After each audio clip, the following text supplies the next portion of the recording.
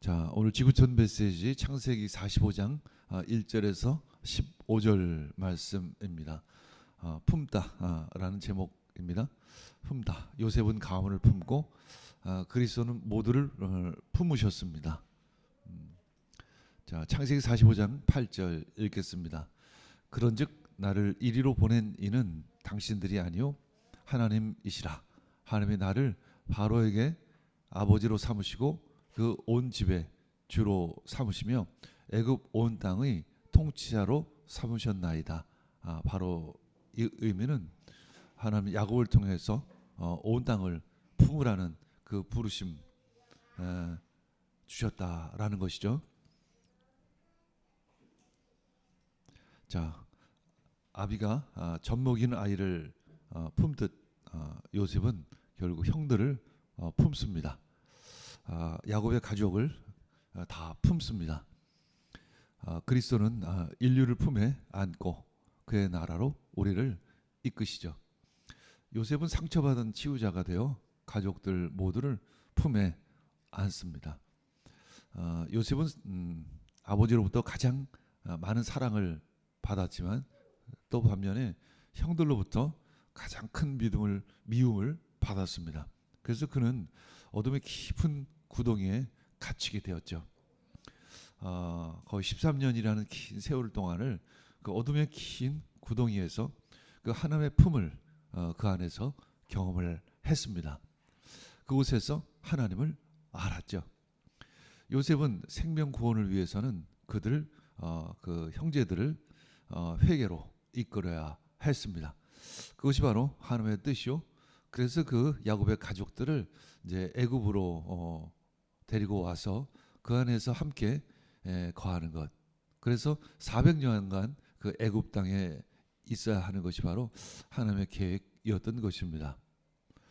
야곱이 그토록 편애하는 베냐민의 이제 곡식 자루에 요셉 은잔을 몰래 숨겨둡니다.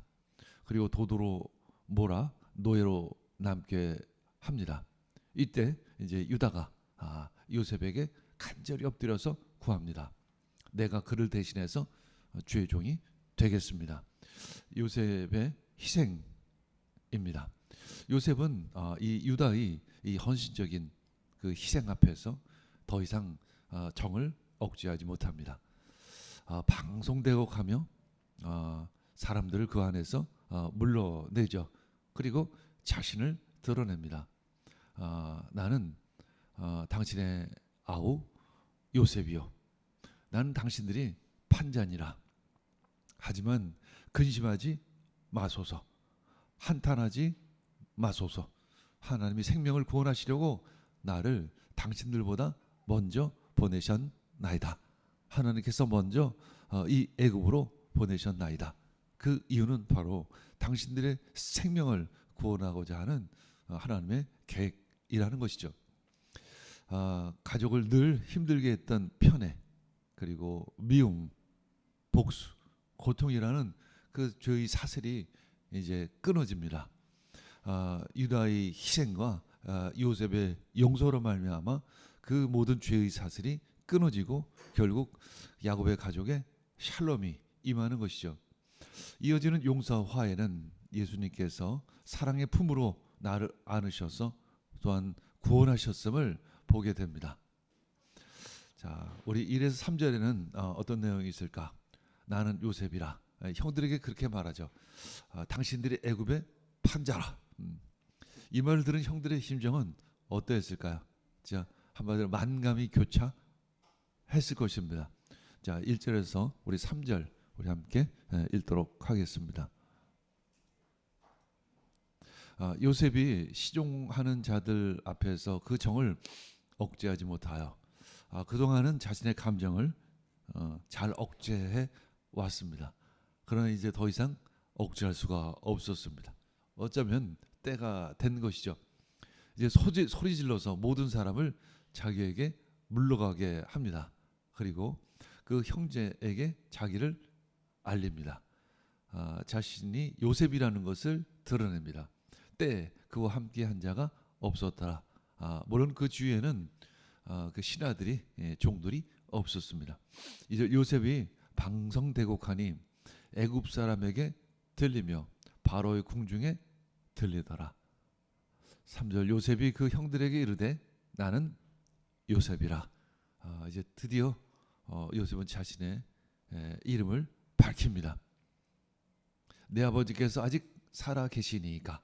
형들이 그 앞에서 놀라서 능히 대답하지 못하는지라.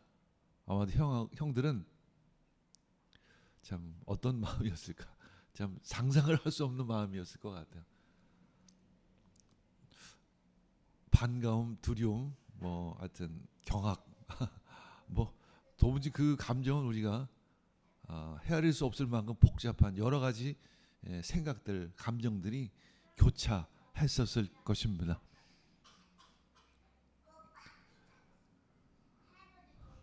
4절 요셉이 형들에게 이르되, 자 4절부터는 어떤 내용이 있을까요? 4절에 8절 그런즉 이리로 보낸 이는 당신들이 아니요 하나님이시라. 요셉의 그 위대한 사랑과 또한 하나님에 대한 믿음을 보게 되죠. 그 두려워하고 있는 형들에게 어떤 의미에서 위로의 메시지를 전하는 것입니다.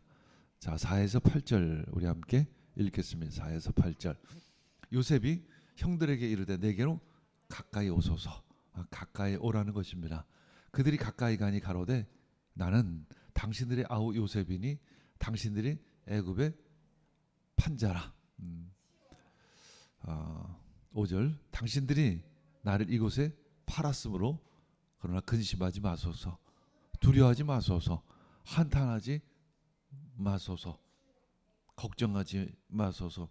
하나님이 생명을 구원하시려고 나를 당신들의 앞서서 먼저 보내셨나이다. 이 모든 것은 하나님의 계획이지 당신들이 한 것이 아닙니다. 두려워하지 마소서 하면서 사실 위로하는 것이죠. 6절 이 땅에 2년 동안 흉년이 들었으나 아직 5년은 기경도 못하고 추수도 못할지니라. 미리 꿈 해몽처럼 7년간의 풍년은 이미 지나갔고 이제 7년간의 흉년이 시작됐습니다. 이제 2년은 지나갔고 그렇다라고 하면 앞으로 5년의 흉년이 남은 것이죠. 7절 하나님이 큰 구원으로 당신들의 생명을 보존하고 당신들의 후손을 세상에 두시려고 나를 당신들 앞서 보내셨나니.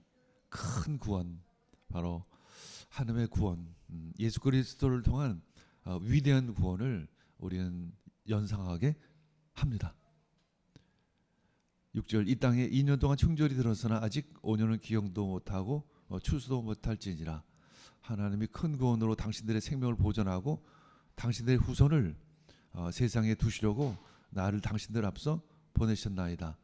이 구원은 두 가지에 국한됩니다.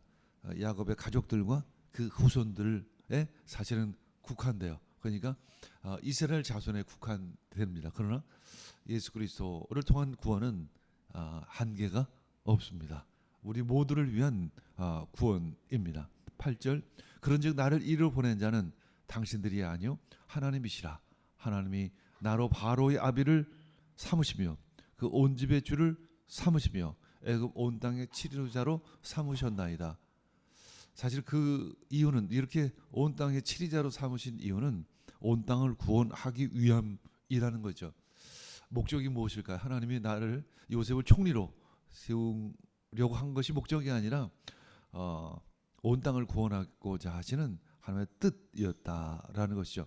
9절 당신들은 속히 아버지께로 올라가서 고하기를 아버지 아들 요셉의 말에 하나님이 나를 애국 전국의 주로 세우셨으니 내게로 지체 말고 내려오시옵소서 이렇게 말합니다. 자 9에서 15절 내게로 내려오사 나와 가깝게 하소서 내가 아버지를 봉양하리이다. 베냐민도 요셉의 목을 안고 우니라. 요셉이 그 형들과 입맞추며 우니. 이렇게 아름다운 화해의 말씀이 우리 모두에게 임하시기를 축복합니다. 10절 아버지의 아들과 아버지의 손자들과 아버지의 양과 소와 모든 소유가 고산 땅에 있어서 나와 가깝게 하소서. 이제 고센이라는 분명한 지역을 정해서 초청하고 있습니다. 11절 흉년이 아직 5해가 있으니 내가 거기서 아버지를 봉양하리이다. 아버지의 가족과 아버지의 모든 소속이 결핍할까 하나이다 하더라 하소서.